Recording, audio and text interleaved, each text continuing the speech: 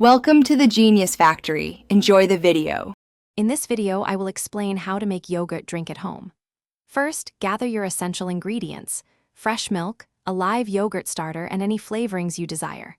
For the best results, I recommend using whole milk, which yields a richer, creamier texture. Remember, cleanliness is crucial. Sanitize all your equipment thoroughly to prevent any unwanted bacterial growth and ensure a delicious, safe product. Next, we prepare the milk base. Gently heat your milk to exactly 180 degrees Fahrenheit or 82 degrees Celsius. This crucial step eliminates any undesirable bacteria and helps denature the milk proteins, contributing to a thicker, more stable yogurt.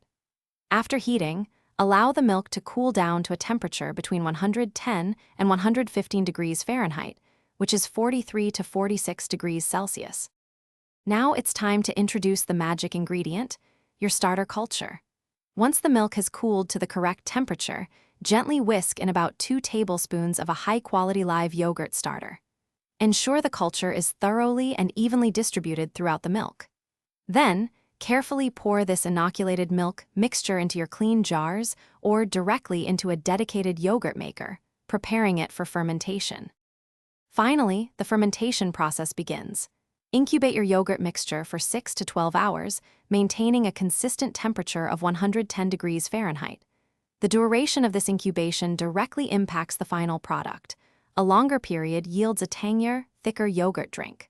Once fermented, chill your homemade yogurt drink for at least 4 hours in the refrigerator.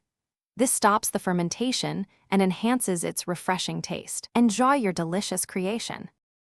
Thanks for watching. If you found this helpful, don't forget to like and subscribe.